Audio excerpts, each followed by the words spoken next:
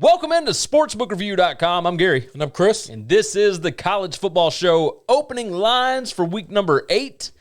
Whew, good gracious. Week 7 was less than spectacular, I guess you could say. I'll agree with that. We had the one big matchup.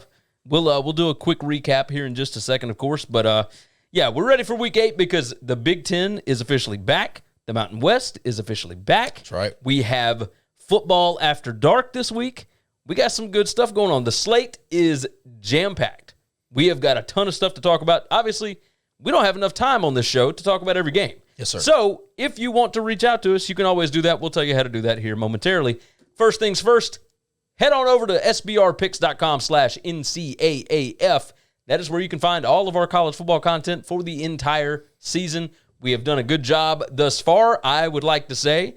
We've got a great crew behind the scenes. The guys that work on this stuff are fantastic. And then we got a bunch of great writers that dig deep into all of the biggest games. If you want to search out a game, you're going to be able to find it over there at sbrpicks.com/NCAAF. Also, make sure you like, subscribe, and share out the show. Just click that like button right there. Click that subscribe button, and make sure that you comment. Just jump in here, leave a nice comment, tell us how much you love us. We appreciate that because we love you as well. But also tell us your opinion on the lines this week, on the games. We want to know what you think every week, but especially this week because, man, we have got a ton of games. We have got a whole lot. We're not going to be able to dive into all of them today, like I said. But yeah, we want to know what you think, where the edges are, etc. Let us know. Now let's go ahead and tell you about a contest. You can win some dollars. Dollar signs, that's right. $1,700 a week. You can be winning with the Pick 6 contest from Sportsbook Review. Go over to sbrpicks.com/pick6. That's P-I-C-K and the number 6. Make sure and get yourself entered in. You can bet NFL games. You can pick college games, whatever you need to do to make sure that you get 6 winners, and you can win a whole bunch of money every single week. Go get yourself entered in. Do yourself a favor. Now, we told you if you want to reach out to us about games, just to ask our opinion, you can always do that. You can follow us on Twitter. I am at GaryWCE. I'm at Chris B. Giannini. And you can always reach out to us. We will do our best. Now, I was out of town last week. But I tried to get back to the few guys that actually reached out and asked my opinion on Coastal Carolina and Louisiana and, this and that. So if you would like to reach out, you can always hit us up on Twitter. Now, with that said, let's go ahead and dive into a quick recap of Week 7. Bama smothered Georgia in the second half, got a big 41-24 win there. Covered the over hit. We were kind of surprised by that. We both thought that this would be more of a sledgehammer kind of game. I don't know why. I mean, when you've got an offense like that, you kind of expect it, but we thought the defenses would play a little bit better. Not that we expected Alabama's to be fantastic by any stretch of the imagination, but either way, interesting game with Arkansas and Ole Miss. Ole Miss had looked like gangbusters. Every over had hit. They were... there's a reason why the total was in the 70s, yes. Right? 77, I think it closed at. That game ended 33-21, Arkansas with a big win. It looks like Arkansas may be the second-best team in the West. Yeah. Second-best team in the SEC West. They're the best defense in the SEC. Florida State gets a massive win over North Carolina. Now, North Carolina was ranked number 5 in the country. I don't think they were I think they proved it. They're not the 5th best team in the country. I don't know who that is at this point. It might be BYU. I mean, who knows? It might be Liberty. For all we know. Who knows? But it definitely ain't North Carolina right now. Florida State had been a dumpster fire. It looks like Mike Norvell kind of got these things going around, right? Progressively getting better every week. That's what you want when you got a new coach taking over a program that was in really bad shape. Yes. Yes, indeed. South Carolina 30, Auburn 22. It was the first time since 1933 that South Carolina has beaten Auburn. Now, it's not like they've played every year by any stretch of the imagination. They've played 8 times since 1992. So this was a pretty massive win. Do we think Will Muschamp is not getting fired at the end of the year now? Yeah, I mean, I think that could be the thing that they saved his job. But listen, I don't know that they're done beating teams that they're not supposed to beat. I think you're correct. And we'll get into that this week. Yes, we certainly will. And, of course, like I said before, the Big Ten and the Mountain West are coming back. That adds a whole slew of games this week. The SEC had to postpone games last week. They took that over to this week, also postponed games this week. They swapped up some matchups and whatnot. Kentucky and Georgia were supposed to play. Now Kentucky's playing Missouri. It's a bit of a mess, but we're going to talk you through everything. Again, you can find everything you need to know at sbrpicks.com/NCAAF. So let's go ahead and dive into the Thursday night game. Now, the Thursday game is Arkansas State and App State, Appalachian State. App State opens a 10-point favorite, and the total sits at 64, and it hasn't moved. It's still sitting there. Yep. Does that make sense to you? A little bit. I think Arkansas State can score.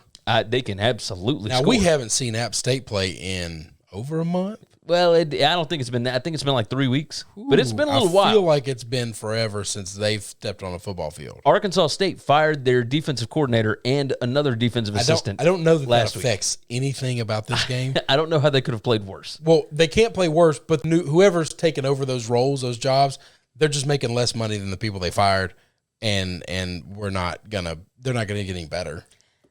Yeah, I think you're right. I mean, I don't know that they're going to get better. I don't know how it could possibly get worse. Yeah, I don't. So, I don't foresee it being able to get worse, and yeah, it's not going to get better. No, you're right about that. So the Arkansas State team we see is who they are. Yes, I don't necessarily like App a whole lot this year.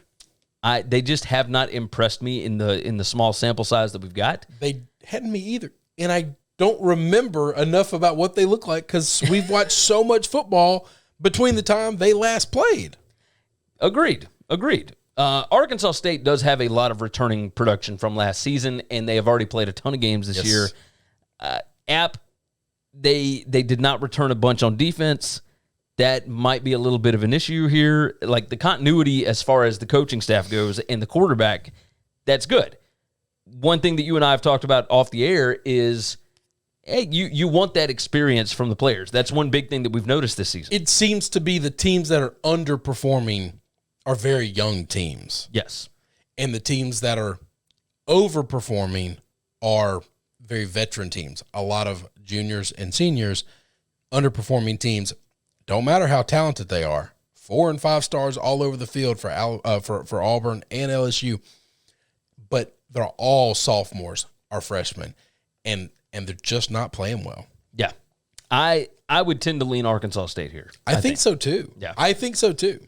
I saw this line was double digits and I thought, I don't like that. No. For App State, because I was kind of excited to see App State get back on the schedule.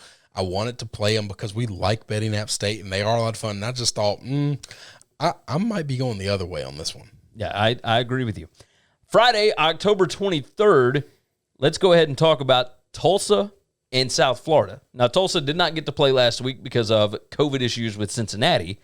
They open as an 8.5-point favorite.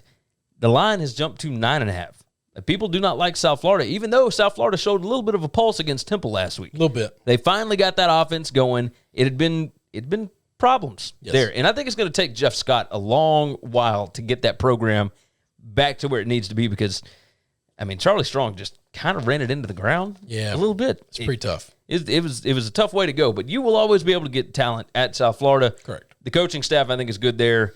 9.5 seems like a lot, but I don't know. Tulsa being favored by almost double digits just scares me. It just looks weird. It looks weird. We're not used to that. No, not in the slightest. Not in the slightest. I would lean South Florida here, but the analytics say that Tulsa should actually be like an 11-point favorite. Yeah, I was about to say I don't know that I would lean South Florida because I think it's going to take some time for them to get good.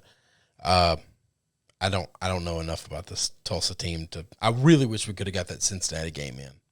I agree because that would have been a good test for them. Yes, we would know a lot more. Pretenders or are they not?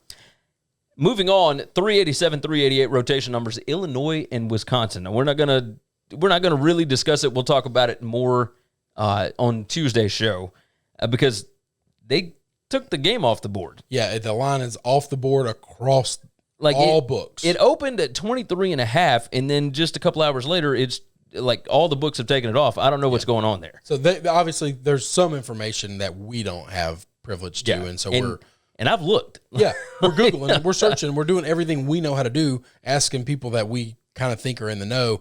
And nobody knows right now. And nobody knows, so we're just going to stand pat until Tuesday. You got it. We'll give you some information then. And the other Friday night game is Louisiana and UAB. Now, this is a massive interconference battle between the CUSA and Sun Belt both teams look like they will be competing for the conference championship games. Yep. Louisiana took their first loss to Coastal Carolina last week. UAB, their only loss was to Miami. UAB opens up a 1.5-point favorite that has jumped out to 2 points here. The analytics would tell you that Louisiana should be favored by 4.7. Louisiana has not looked great. That's right. Now, they got the big win over Iowa State, but the offense, the success rate and whatnot is not moving the typical way that you think it would. They've had to deal with hurricanes. They've had to deal with a ton of adversity, right? They had COVID issues. They had hurricanes. They had this and that. UAB is just an incredibly well-coached team, and they're better with their quarterback situation now. That's right. This line, I was excited to see this game because I like both these teams. I love Bill Clark, and I love UAB. I was assuming they were going to be a dog. I thought this was going to be Louisiana -3, and I was pretty excited to take Bill Clark catching points at home. And when I saw it was UAB -1.5, and then by the time we got up here to start recording Sunday evening, it had moved to 2. I thought, I am going to watch this. I'm going to root for my guy Bill. But I am staying away right now. I think this line's wrong. Well, I'll tell you this. I hope it's right. I hope this is the outcome we get. UAB is, I think they're either 21 or 22-0 at home since they came back. Yeah. So, that might have something to do with it. I hope. Listen, I hope it all works out. I'm just telling you. I thought the line was off by a lot, and so it scared me. I can understand. Let's move into the Saturday, October 24th at noon slate, and we will start it in the SEC. We have got what could be a barn burner. These are two coaches that love to call crazy plays. These are two teams whose defenses have not really shown up this season. Auburn and Ole Miss, it's 353, 354 rotation numbers. Auburn opened up a 5-point favorite that is now down to 3.5.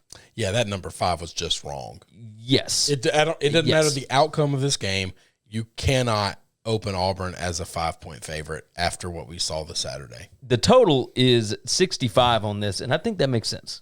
Yeah. I think Bo Nix is not going to play as poorly as he did last week. No, not against Ole Miss. And I don't think Matt Corral for Ole Miss is going to play as poorly as he did last week either. Not against Auburn. That's the thing, right? I think you're going to see some crazy, wacky, a game similar to the South Carolina-Auburn game from last week in that it's going to be nuts, I think. Like, I don't think it will be nearly as low scoring. No, I think there's going to be a lot more scoring than that game. Oh, yes. I mean, a whole lot more. I can't wait to see what they're going to draw up. This is going to be like a high school football game that's on a Thursday night. Just drawing up plays. I'd like Lane to get more involved in the play calling. I did not enjoy Saturday's game and the play calling there at all. It was weird. I will say that. Do you have a lean here? You definitely looking at Ole Miss, huh? I'm riding the train. Listen, so far I'm 500 riding the train, and 500 is better than anything I've done all year. So this is the week he's supposed to win and cover. Okay. And that's what's going to happen. I can get down with it. Moving on, let's talk about Nebraska and Ohio State. And, I mean, is there much to talk about here? No. I mean, Ohio it's the big noon game on Fox. Which is just for eyeballs. They have whored themselves out to ratings. I mean, can you blame them? I can blame them. Yes, I can blame them. If I'm a TV network, I'm 100% putting Ohio State on. And Nebraska. And Nebraska. Nobody from Nebraska is going to watch this game 5 minutes into this game. What? You are crazy. No, they're going to be sitting in the closet with a revolver in their mouth. Good Lord. Opened at 24.5 in favor of Ohio State. Total of 64.5. And the spread has jumped out to 26. I would expect that to get closer to 30. I was just about to say, this going to end up with a 3 in front of it at some point in time. I would lean taking Ohio State at anything less than 4 touchdowns, and even then I might still There's not a number that I won't take Ohio State. Yeah, I feel about the 30-point spreads. It don't matter. Ohio State is a month and a half behind trying to show they belong with Alabama and Clemson. Everybody they can beat by 40 or 50, they're going to beat. And Nebraska is one a of those team teams you absolutely can beat by 40 or 50. Yeah. I think you're right. There's not a number this line will get to that won't have me playing Ohio State. Let's move into the Big 12. Oklahoma and TCU. This line opened at 5.5, the total of 63.5, and it is now up to Oklahoma minus 6.5. Yeah. People are scared off of TCU because of the Kansas State game. Look, Kansas State's a pretty good football team. Kansas State's a good football team. TCU's offense is going to look better than they've looked all year. Yes. All year. Yes. They have not looked great on offense. They look pretty good against Texas and against Iowa State for that matter. You know what? You might be right. But this is going to be a whole lot like that Texas game. They might not win the game, but it's going to look a lot like that Texas game. I think so too. Go ahead. If it gets to a touchdown, I think I might have to play TCU. What is a touchdown of Heritage? Is it already up to 7? Yeah. I know, right? Ooh. I thought this line came in smaller because I was excited about playing TCU. And I thought, it's Oklahoma. They're coming off the win. They got a bye after the big win against Texas. They're going to be a 10-point favorite. I'm going to play TCU plus 10. And I came in, I saw it was 5.5, and I was like, whoa. Like, what is happening? I guess all the books realized Oklahoma doesn't get the Oklahoma bump anymore. Not this season. I don't think. I mean, that's. I'm with you. If it gets to 7 and you can find the number 7 at a book you play, I like the 7. In the under the 7 scares me a touch. I think that's right where the number probably should be, and I'm staying away. Analytics say it should be Oklahoma minus 8. What do you think of the over-under at 63.5? That doesn't seem like nearly enough points. I think it does. Or do you think Gary Patterson's going to be able to make a stop when he needs to make a stop to bring Oklahoma a little bit back down to earth offensively? I think if you look at so Texas and Oklahoma was 31-31 at the end of regulation. At the end of regulation, I know, because I hit that if they TCU and Kansas State, their total was 35 points. It was 21-14. Well, that's two totally different teams. Agreed. But now you've got, way different. Now way you've got different. TCU. So TCU. What about Texas TCU? Texas TCU was 33-29. Is that right? I believe that's right. I don't remember the outcome, so that would have been under this. So that would have been under. So okay. I mean, it's probably right then, right? Probably right on the number. It's probably right. Okay. Yeah. All right. My first thought was it's too small. I think these two teams could absolutely turn the football over a lot. Yeah, that could lead you to going over. Yeah. But I mean, we'll see. I don't know. I don't know that either offense can score a ton. And that's weird to say. Patterson's gonna have something for Oklahoma this week. He's had 2 weeks to prepare. I think you're probably right. I like Gary Patterson, though. I am extremely biased in that thought. It makes sense. NC State and North Carolina, in-state rivalry. It's 321-322 rotation number. North Carolina, after going to Florida State and being beaten, they open as a 14.5-point favorite. The total is 64.5. And, look, they looked pretty good in the end of the third quarter into the fourth quarter. If they run the football from the time the game starts to the time the game ends, they beat Florida State, and they kind of beat them handily. And I think this line might have been more than that. So the analytics would tell you that it should be North Carolina minus 12. That still seems a touch high, but it seems a little high. I will also say this: NC State's offense. I do like their offense. I like their ability to run the football. I think they will be able to run against North Carolina because everybody else. North Carolina's defense didn't stop people from running. No, you're right about that. The line is now down to 14. North Carolina State, it does scare me a little bit that Dennis Leary, their star quarterback, who was not good last year but has looked pretty amazing this year. New OC has really figured out what this kid is good at, and he's doing what he's good at. Yep. And it does suck to see them lose him. Didn't look bad without him, but broken fibula.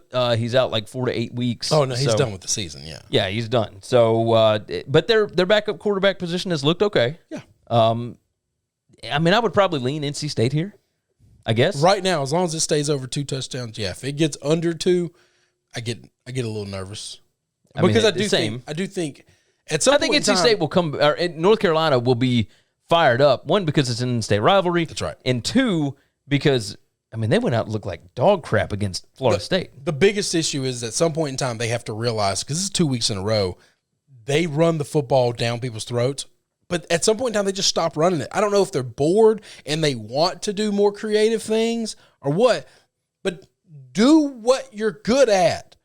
Forget about the flash. Forget about the pizzazz. Forget about the style. Just smash it down their throat. It's a beautiful thing about football. Yeah. If they can't stop it, keep running of somebody and just move them against their desire, that has to be worth something. It's funny that you bring that up. Let's go ahead and talk about Clemson and Syracuse. Syracuse traveling to Death Valley. 325, 326 rotation numbers. The only reason I'm bringing this up is because Clemson opened as a 44.5-point favorite. In a Power 5 that won't be this high. In a Power 5 conference, the total's only 59.5. I know. I mean, you have to lean Clemson, right? Well, yes, but this is one of those situations where they don't want anybody betting this game. I think that's they just don't want any. They don't want any action on this game at all. No, because you can't make it. Nobody can't make with it that good high. faith. I mean, Debo Baylor's mama wouldn't be betting on Syracuse right now against Clemson. It's true. I mean, if you gave her 45 points, she might say, "My baby, keep it close," maybe. But what's close? I don't know. It's weird. This looks like I don't want to play this game. I just want y'all to all leave me alone. Pretty much. That's what this line said to me when I saw 44.5. I think so because it's Clemson. There will be people betting it. Well, yes, but it won't be me. It'll be in a crap load of teasers. Yes. I mean, good gracious. Just trying to tease this thing down 6 foot, just a little, just a hair, just to get it. I mean, just all these people that'll be teasing. Get it into the 30s. We're going to do a 13-point teaser, right? Just to get this thing down. All right, just the 6-point teaser will get you in the 30s. And Syracuse had success against Clemson. Yeah, but that was like 4 years ago. But they've that was a long time ago when they upset. Oh Clemson. yes, that's we gotta remember that was an entire recruiting class ago. I think it was only 2 years ago. Wasn't it?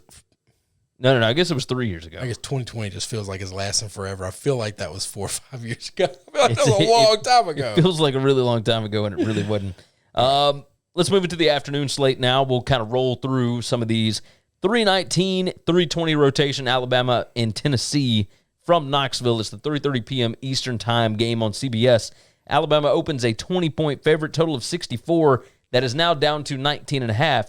And after you saw what Alabama did to Georgia, and you saw what Kentucky did to Tennessee, along with what Tennessee had done to them by Georgia, I don't know why this would be going down, unless you are expecting Saban to just kind of call off the dogs.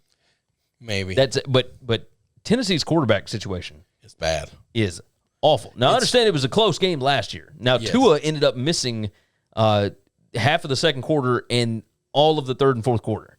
So Tua did not play for that. Now, Mac Jones came in, but it was his first action of the season. So Alabama didn't really score a lot of points. So that was a closer game than a lot of people expected. Do we fully expect it to be close in Knoxville this weekend? The only thing I can think of is maybe one of the reasons Tennessee looked so bad against Kentucky is they were just basically looking for, and this is just a kitchen sink game.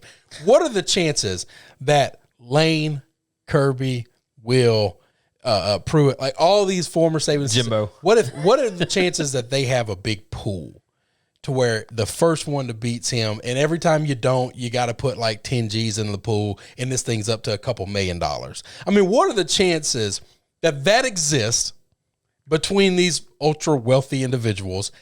And it's just one of those things where every year everyone's just saying, I don't care. As long as I can not get fired, if I can beat Nick. If I can beat Nick, I'm in. I mean, this thing could be pretty big. A lot of damn money. If they don't have this pool, I would like to encourage them to start this pool.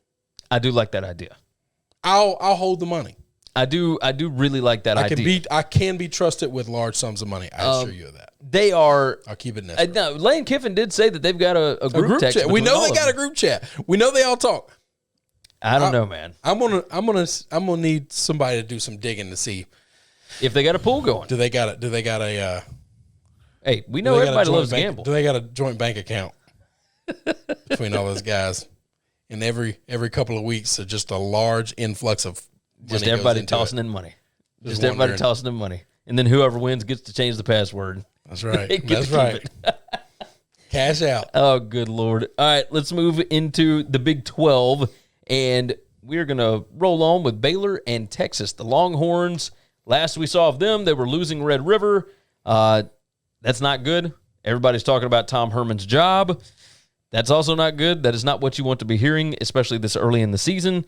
But with that said, Texas opens up an 11.5-point favorite that is now down to 10.5, total of 65.5 here. I think the total is way too many points. Yep, I thought the same thing. I mean, that's just absurd. Like at 65.5, like, are you kidding me?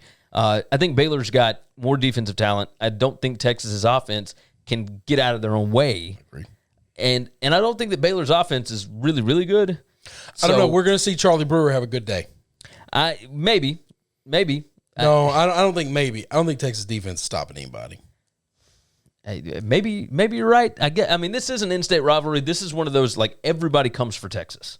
Well, yeah, everybody comes for Texas because recruiting in Texas matters so much. Baylor did not look good against West Virginia, and that's the last we saw of. That is true. I think there's a world where West Virginia is a lot better than Texas.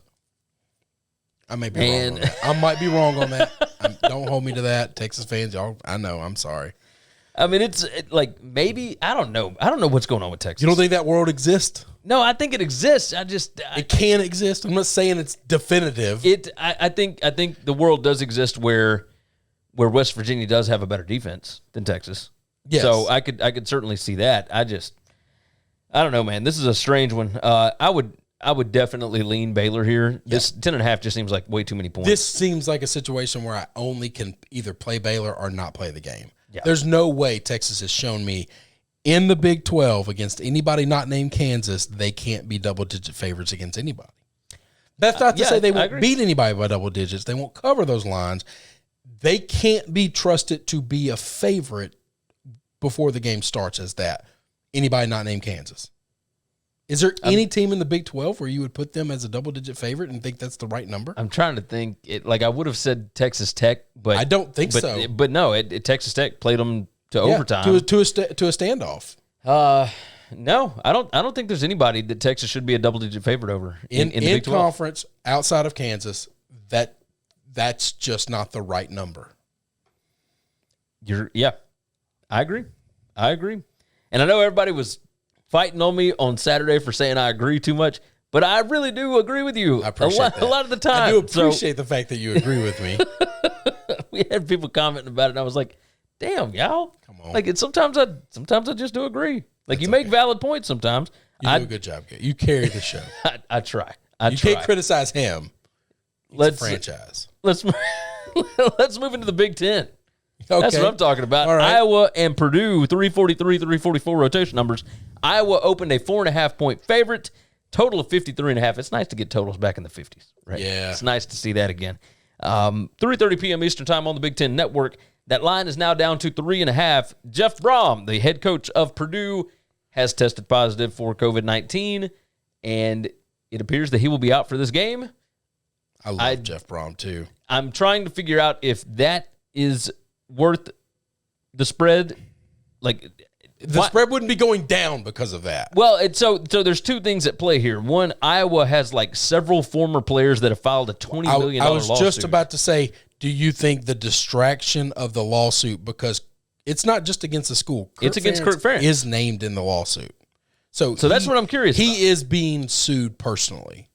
Now, you've also got Iowa, who is bringing in a brand-new quarterback for the first time. Yeah. I think that might have a lot to do with this because, as we talked about before, Purdue without Brom is a big deal, though, because he's the play-calling head coach. This is not a CEO. This is not Ed Orgeron's going to miss the game. This is the guy that steers this offensive ship that I am so excited when Moore came back. When all these guys came back, all I wanted to do was see this Purdue offense. And I'm going to get 2 weeks without it. So what you're saying right now is you would lean Iowa. No, I'm saying I'm not happy. I'm not happy that I'm missing. I want COVID to go away so I can see Jeff Brom on the sidelines. Well, then I will absolutely be betting Purdue. The protocol for the Big Ten is different.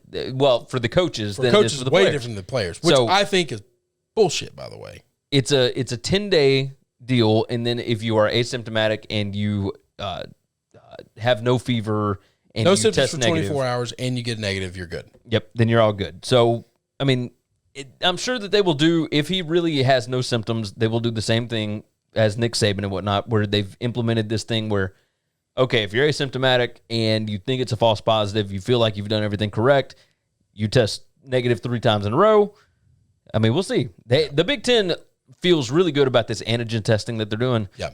So we'll see. But who knows? Is there any way on earth they're not using any of those skyboxes? Why would they not allow a coach who's asymptomatic to sit in a booth by themselves, but connected to the headset and everything to where they can still call game? Because this is OCs, this is quarterback coaches, this is DCs. If you're asymptomatic, why does it hurt? It's a gigantic stadium where no fans are going to be allowed in, most of them, right? Especially in the Big Ten. I think Purdue probably not going to allow people. And so they get their own entrance in. They get to this skybox that they're the only person in there, and they got all their stuff hooked up, and they can call the game. I mean, Hugh Freeze did that last year for Liberty from a hospital bed in a skybox. I don't know why. The only thing that I could think of is you are going to run across somebody in your traveling to the stadium. I don't know that they will. So I think the stadiums are big enough to where you pull cars in all the time, and you just say, you take this elevator, nobody else is using this elevator because the stadium is empty. I don't have a good answer for you. We take up an entire city block for this stadium, and we've got less than 300 people here. And this thing holds 80,000. So, yeah, we can get one guy in and one guy out, and everybody around that person stays 20 feet away from them. I don't think that's hard to do. I mean, I'm with you. It only matters, and I'll tell you this, it only matters when the head coach is the play caller of these teams. Or if it's an OC or a DC. Or an OC Virginia or a DC. Tech. The play caller for the team being out is literally trying to play the game without, one hand tied behind your back. Agreed. And Virginia Tech looked good in doing it the first 2 weeks, right? Because they did it without their DC. I know. And then they got their DC back, and they looked like complete trash. And it's just different. It's which weird. is just weird. But I guess offense is just different. Play calling for offense is so much different than defense. I'm trying to give defense equal credit, but it's not the same. No, it's just not nearly the same. You are correct about that. Any linebackers coach can call the plays on defense. Truth. Just tell them run a base set. Here, everybody run zone. Here, We're doing matchup zone coverage. I'm with you. Let's move into Iowa State and Oklahoma State. Now, this is a massive, massive matchup. 349, 350 rotation numbers. Oklahoma State opened a 4-point favorite that is now down to 3.5, total of 55.5. And I got to tell you, I have no idea. I have no idea which way I'm leaning. I'm going to watch a lot of this football game, though. The analytics say that this should be a 6.9 advantage for Oklahoma State. So that's bigger than the spread. I don't know that Oklahoma State can score. I also don't know that Iowa State can score. The 55.5, this is the first time I've said this in a Big 12 game in a long time.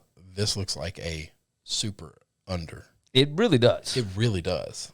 So, I mean, unless both these offenses come out and look different than they've looked all year. I mean, this feels like a 27-20 game. Yes. Which is strange for the Which Big is weird 12. for Oklahoma State and Iowa State. But my first thought was I have no feeling on the side at all. None whatsoever. If this gets to 3, I'm playing Oklahoma State. I mean, I could see that. I don't know that it's going to go down any more than it's already gone down unless we get some update. But I really do like the under in this game. I think I might agree with that. It's weird that a Big 12 game in the 50s, mid-50, literally mid-50, I think that's too many points. I don't see a single 3.5. I mean, a single bunch of 3.5s. Sorry, all of them are 3.5s. I don't see a single 3 is what I was saying. So with that said, let's move into the ACC, and we're going to talk about those Virginia Tech Hokies that I just brought up. Virginia Tech opens a 6.5-point favorite at Wake Forest. 323, 324 rotation numbers. 3:30 p.m. Eastern Time, and this one is on the fabulous ESPN3 that you can only watch on the ESPN app. A little crazy, right? Awesome. I'm just super surprised by this. Did you see the total on this game? No, I'm trying to find it. 70.5. What was the roster number? What is what? 3. What was the roster number? Rotation number 323, 324. Okay. I was amazed that we have got a total in the 70s, but it makes perfect sense for Dave Clawson, the Wake Forest head coach, and Justin Fuente, the Virginia Tech head coach. Yeah. Virginia Tech has been scoring in droves this season, and they're not great on defense. Obviously, we've seen teams be able to score on them. Wake Forest, when they want to play up-tempo, I mean, they can get after it. Told you last week. You liked Wake Forest, and I said they're going to, if this offense gets loose, they'll can put up points in bunches. They can put up 40, and they did. They most certainly did. They did. It's a great call by you on that game. Hey, I think everybody and their mother was on it by the end of the day because Wake Forest closed as a 2-point favorite. I was just about to say that line moved a lot. Yeah. It took a lot. So you're on it early. Closing line value, my friend. Yeah, you were on it early. Sometimes that shit doesn't matter, but no. But yeah, with this one, when it covers all lines, it don't matter. It really when don't matter. It covers them all. It doesn't matter. That line, it opened 6.5. It's out to 7 now for Virginia Tech. Yeah. I think I'd probably lean Virginia Tech. I think so too. Virginia Tech's looked good. Fuente's got this offense cooking, man. Yeah, he really does have them firing on all cylinders. And I think that Virginia Tech is better on defense than Wake Forest is. So I don't know that Wake Forest plays a lot of defense at all. They got some dudes, man. I'm trying to remember what the defensive end's name is, but they got an All-American. Wow, so, you think so? Oh yes. They've got a guy that will be like top 2-round draft wow. defensive end. Okay. I would not have guessed on the defense side of the ball they had a single NFL player. Yeah, Wake Forest they got some dudes. Okay, but they're not. The offense that they play doesn't. A lot of talent lend itself comes to out of the state of North Carolina. Listen, North Carolina State, Wake Forest, like Duke. Yeah, a lot. I know there's a bunch of smart schools up there. All right, we don't do that down here in the South, but they're pretty good at football. We don't do that smart stuff. No, we don't do that smart stuff. We got Vanderbilt to cheat off of. You got that right. Yeah, that's our smart school down here. Let's move on. Let's talk about another smart school. That'd be the Notre Dame Fighting Irish, who did not look great last week. They are going to Pitt this week. I don't know what's going to go on with Kenny Pickett, the quarterback. If he does not play, I could see this line going up drastically. Notre Dame opens a 9-point favorite that is ballooned out to a massive 9.5 already. So half a point already. I don't know why you would bet on Notre Dame unless you believe that Louisville just had something for them, and maybe Notre Dame just shot themselves in the foot one too many times. I can't explain the Louisville. That could just be one of those things where Notre Dame just throw it away. Notre Dame is so here's why I would lean Pitt, right? It's the same reason that I leaned Pitt with the Miami game. And had they had their quarterback, I think they covered the closing line, which was like 13.5, I think, or 14. They lost by 12, and it really should have been closer than that. Like, Pat Narduzzi drives me insane with his close range field goals, man. I know. The analytics side of he drives me nuts. Anyway, so Notre Dame, the thing that they do the best is run the football. Well, no doubt. The thing that Pitt does the best is stop the run. Yeah, but did Pitt stop Miami's run? Yes, they most certainly did. I don't remember that. So, and the problem that Pitt had was Miami's defense. Like, that was the biggest issue. Oh, yeah. So, but hang on, Notre Dame's defense is going to be a problem. Yes, I agree. And that's why I'm saying if Kenny Pickett is there, I'm a lean Pitt. Okay. If he's not, I might stay away from this one. Like, unless this thing balloons out to like 2 touchdowns. I'm not betting Notre Dame again for a while. I need to see him kick the crap out of somebody. I've got 2 weeks in a row where they hadn't beat the crap out of people that they should have beaten pretty good. They do not look like they are capable of hanging with Clemson right now. Well, no, that doesn't. But I hate to overreact. But that's not the mark of are you a good team or not. That's not the mark of are you going to be able to cover games. That's nobody's measuring stick. Agreed. That's for Alabama and Ohio State. But Notre Dame wants to be in that. But they're not. They're not. Neither's Georgia. Nobody else in the country is, Gary. Oklahoma ain't there. Texas ain't there. Nobody else in the country is there. Who are we going to put in the playoff? Some team is going to get in, and they're going to get their ass kicked. They're going to get destroyed. Let's move on. Let's move back to the Big Ten here to close out the afternoon slate. Penn State going to Bloomington, Indiana. 337, 338 rotation numbers. This one's 3:30 p.m. Eastern time on FS1. Penn State opened a 7.5-point favorite, total of 57. Again, with our 50-point totals, right? Gotta love them. The Big Ten. Gotta love them. The line has now gone down to Penn State minus 6.5. The analytics would tell you that Penn State should be a little over a 9-point favorite here. Everybody loves Indiana this year. I think this line will go down just a hair more, but under a touchdown, I kind of like Penn State in this spot. Like, I don't love the quarterback. I don't love Sean Clifford. I do like Journey Brown. I do like I don't like that they don't have Micah Parsons, but I think they got talent on defense anyway. Like, you're not going to be able to replace that guy. I want to know how experienced that talent is. They've got a bunch of guys coming back from last season. I don't care. I want to know how experienced they are. I want to know, are they sophomores or are they juniors and seniors? That's a good question. I will dive in this week. Because I have seen this year that matters. Indiana does have a lot of returning. That's why I said I want to know who those guys taking the places of all these guys that opted out for Penn State are. Are they like talent is one thing? Are they juniors and seniors? Are they grown men? Are they adults that have been in college and out of high school for a while? Or are they 5-star freshmen? Because this year that has mattered a lot. Yes. Yeah, I don't have a good answer for you right now.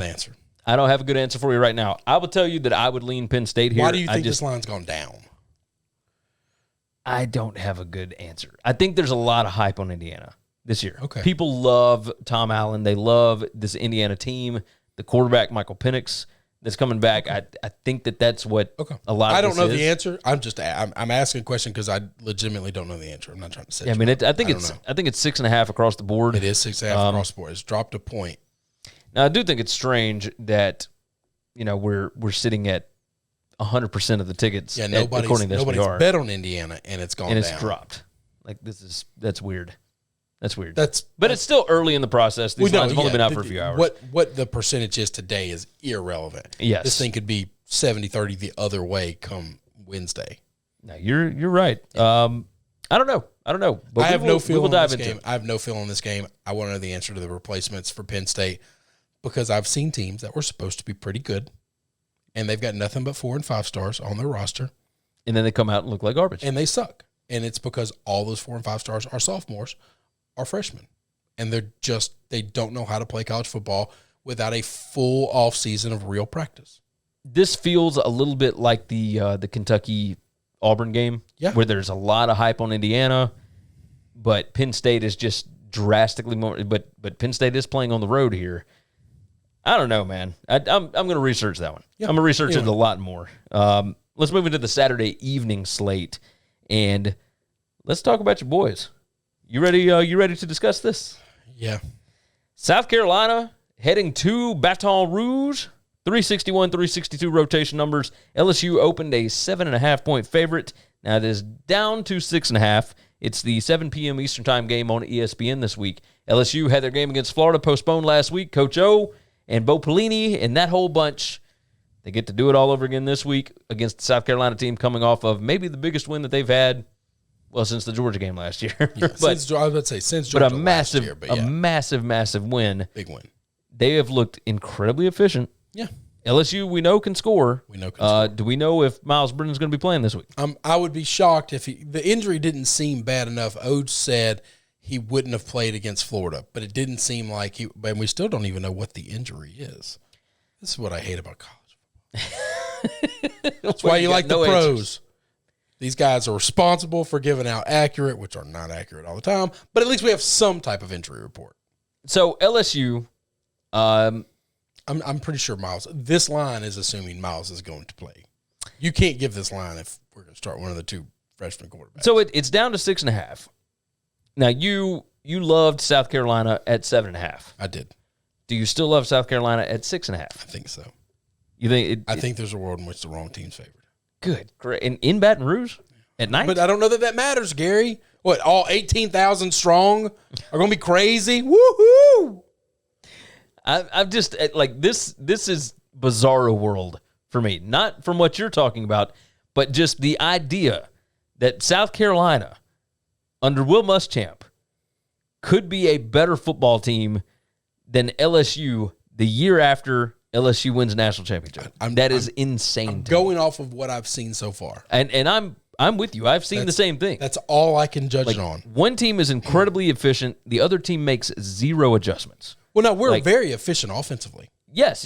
But South Carolina on is defense.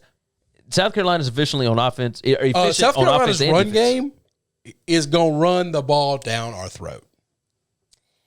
Yeah, I think so. I like South Carolina. Quarterback they got, he's going to make plays. The analytics say that LSU should be favored by 8.5. I know. That's wrong. They're just wrong. But the analytics did say that LSU should be favored by like 20 over Missouri. So, I don't know. I think LSU being at home is going to feel a lot better about themselves. And maybe the Missouri thing was just a fluke. I just can't believe home field advantage matters this year. I haven't seen it matter, Gary. I just haven't. Yeah. Did it matter at North Carolina last night? Well, I mean, it was at Florida State. Oh, yeah, it was. Shit. That was a bad example then.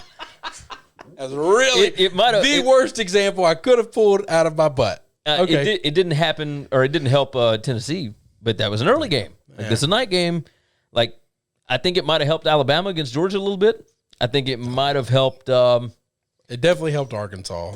It certainly helped Arkansas. And Ole Miss looked like gangbusters against that Alabama defense at night, at home the week before. And but they looked like gangbusters at Oxford at 11 a.m. Well, and at Lexington at 11 a.m. And they looked at gangbusters at Lexington at 11 a.m. also. So I got to do the research on this.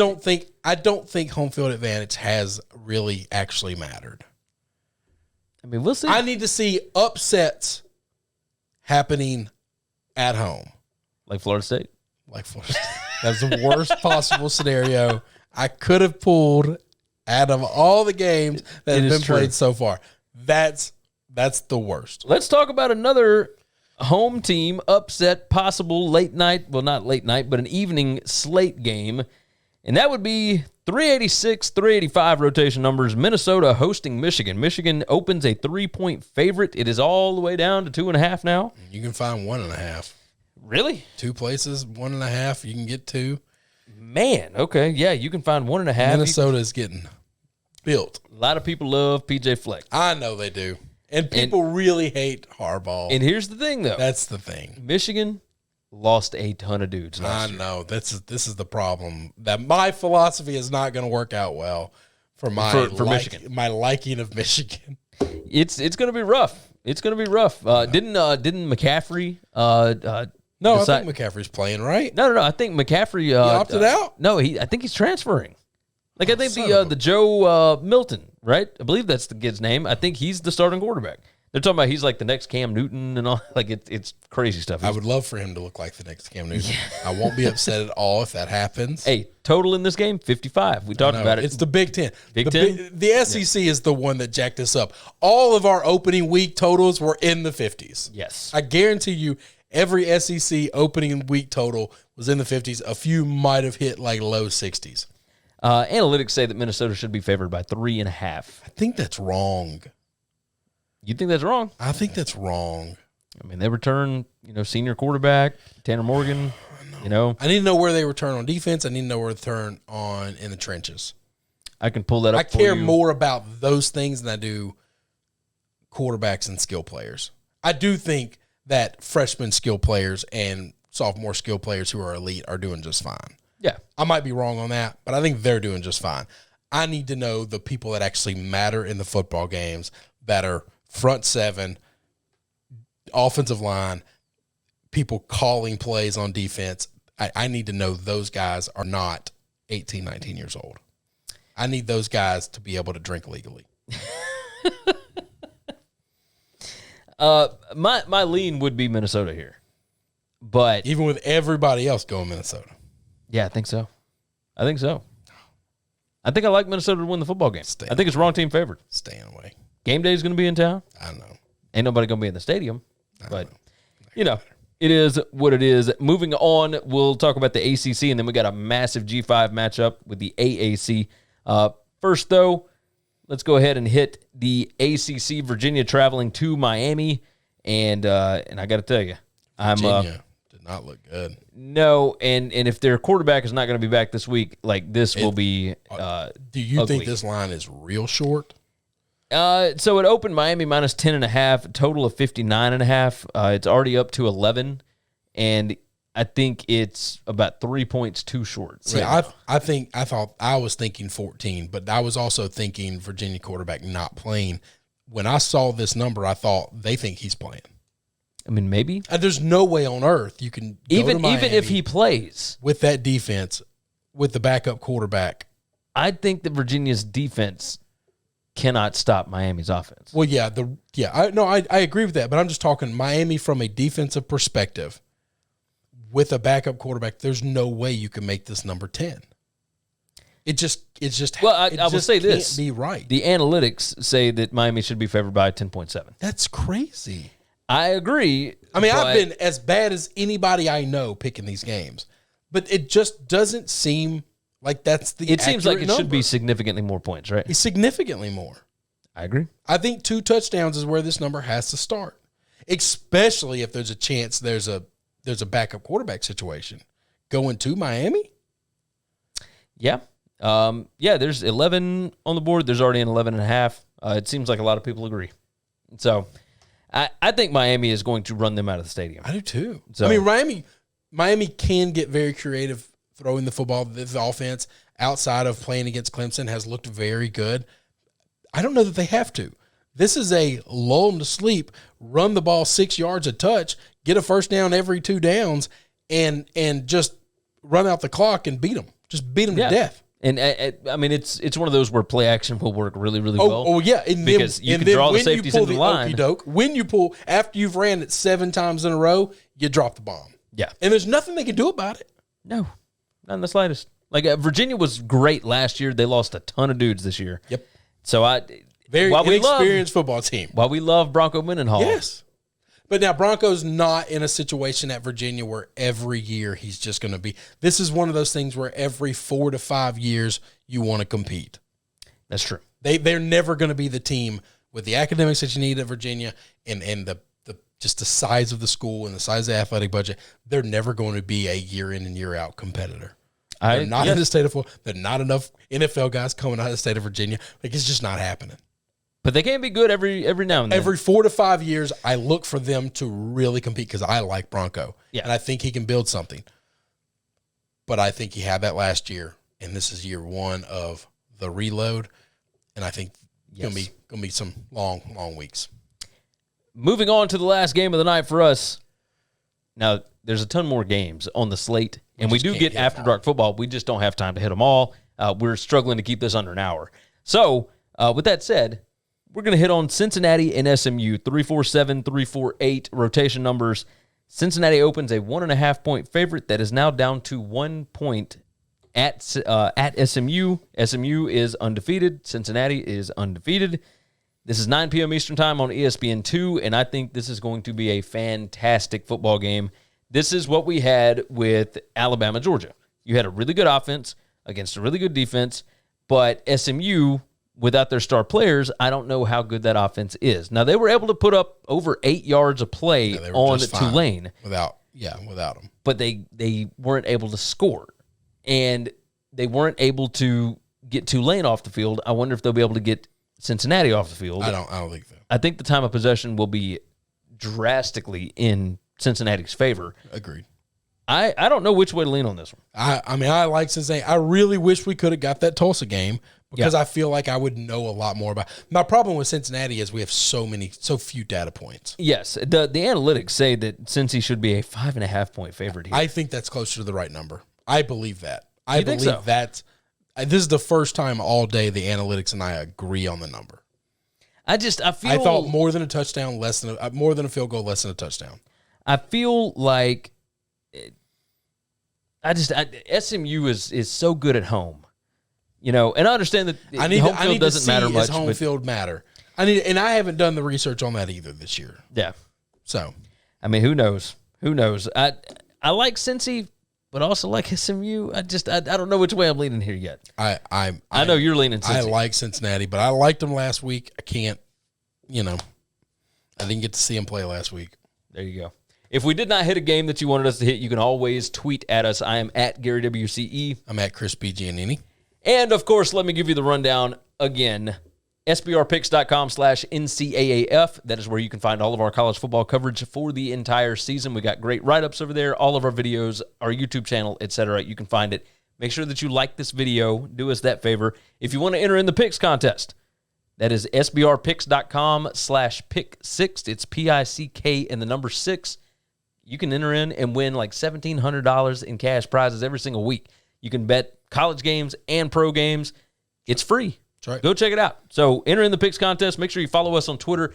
Again, like this video, subscribe to the channel, leave us some comments. Tell us what games you like this week. We definitely want to hear all that. Leave us your opinions. Tell us if you like the show. Tell us what we need to change, all that good stuff. We're up for anything, whatever you want to say. Jump in the comments. Let us know. And again, SBRpicks.com/NCAAF. Chris, is there anything else we need to hit? I think that's it, brother. Sounds good to me. You guys have been fantastic. For SportsbookReview.com, I'm Gary. And I'm Chris. And we'll see you all again on Tuesday.